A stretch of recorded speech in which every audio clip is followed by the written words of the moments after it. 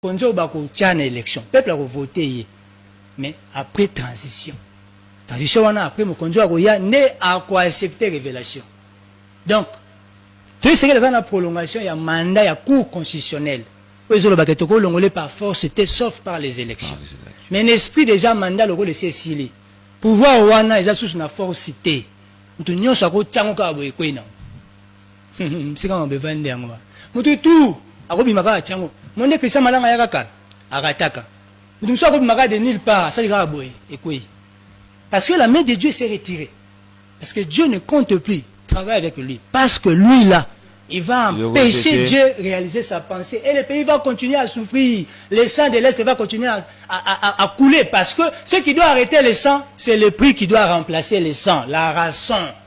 Maintenant, Jésus veut donner son sang. Maintenant, on refuse d'accepter la révélation. Si Moïse avait refusé d'accepter la révélation que Dieu lui avait donnée pour qu'on tue un agneau et qu'on mette le sang sur le linteau de la maison et les deux poteaux, l'ange de l'Éternel n'allait pas venir cette nuit-là. Quand on parle de l'ange de l'Éternel, on parle de Christ lui-même. En réalité, l'ange qui était venu frapper, c'était lui-même Christ. Parce que son sang a été mis sur les linteaux. Et ce symbole-là, c'est que Dieu veut maintenant que notre drapeau puisse porter. Comme Félix bloque tout, et c'est fini. Maintenant, notez ces jours. 9 septembre 2025. J'ai dit ça. Fais ce qu'il dit.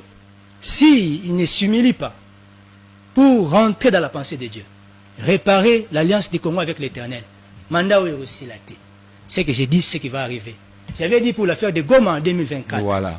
J'avais vu Goma tomber. Que le temps nous est parti. Pendant que Yusoloba, allez-y.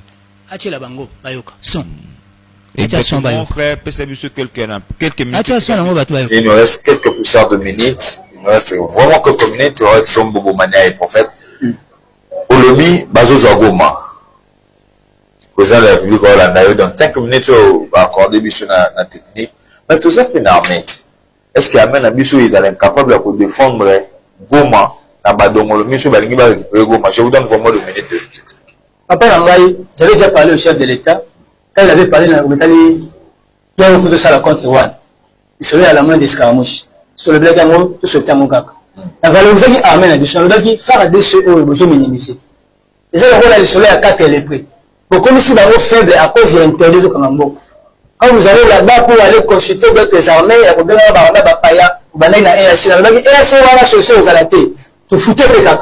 Vous avez reçu ça va cahier. C'est pas une solution. Ce sont des manœuvres où on va manquer dans la Simanabiso. J'avais dit au chef de l'État, armée la Bisso pour toujours minimiser. Cette armée-là va être accompagnée par la puissance du sang de l'agneau pour vaincre Rwanda. Et puis l'armée, je vais la miner, on a même américain, on a une grande puissance. Personne ne va mettre son pied là-bas dans l'est du pays. Parce que Dieu lui-même va descendre dans l'est. Jésus va descendre avec son sang pour sauver le pays. Pour minimiser, faire la descente encore à ma casse. Je ne vois pas la militaire, la mission va capacité à vaincre l'ennemi, à bouter dehors, lorsque l'agneau va nous accompagner. Mais lorsque nous voulons faire des confesses dans l'armée étrangère, c'est là où nous contrôlons l'accélération de Mboka. Solution aux arrêtés. Mais non, lorsque nous contrôlons Mboka, je vais mettre dans la guerre. Vous n'avez pas besoin de même d'ici, la bureau naïe. La savane naïe, n'a pas été tête à tête. Nous expliqué le contrôle Mboka, la solution piste des arbres et zaboués. Nous avons comme sous la lobby de la TVT. Ça on appelle les nobis de la révélation. Je cache ça encore. Dieu lui-même ne veut pas que nous révélons la TV. Nous avons savoir la TV. Si seulement cette révélation est tardée, pour qu'on va continuer à dire monter ma zone une révélation pour que ce drapeau soit promulgué. Dans le tu l'as vu sur Goma adapté des temps. Dans le robot tu l'as Goma, attends sur la vision de la Kunate, et puis qui va tout dans le coup pour Goma et Kende. Donc tu as un temps qu'on Moka. Pourquoi? Parce que lui il veut faire tarder la bénédiction et la délivrance de la nation. Alors qu'à on laissé monter n'a pas la révélation Voilà, vous venez là de suivre Roed Sombobo Maniaï, ou appelle ça qui message que Goma Rosala, Goma, tout la makina baetando, Amega Kotalisa, et aujourd'hui, Goma est toujours occupé. Est-ce que Zaka Moko Biloko yo, Yangon Zambaza ko insister, selon le message, bien sûr, to Eza na volé Moussousou, to angle Moussousou, Oyo, et Ali derrière cette message. Que Dieu vous bénisse.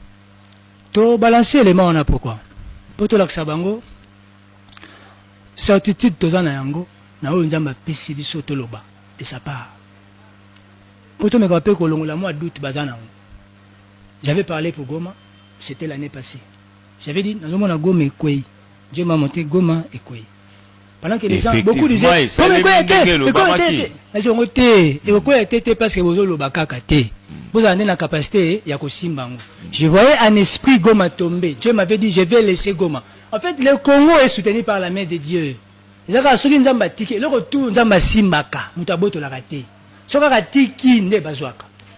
Même Jésus, le jour où on a pris Jésus à main, c'est le jour où l'Éternel a retiré sa main pour qu'il soit pris et conduit jusqu'à Golgotha. Il a dit à Pierre, Tika bazouanga.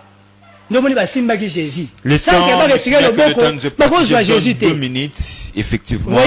Goma. Dieu a retiré sa main de Goma et Goma est pris par les gens qui étaient face à Félix. Mais dans 2 minutes. Maintenant, Dieu. Le président de la République vous suit, le Congolais vous suit aussi. En tout cas, on a posé question, mais quand vous classez en réalité, en résumé, que faut-il faire pour Makambo au lobby et Komate? À ce stade où nous sommes arrivés, le président de la République doit noter que sur le plan spirituel, c'est Dieu qui règne.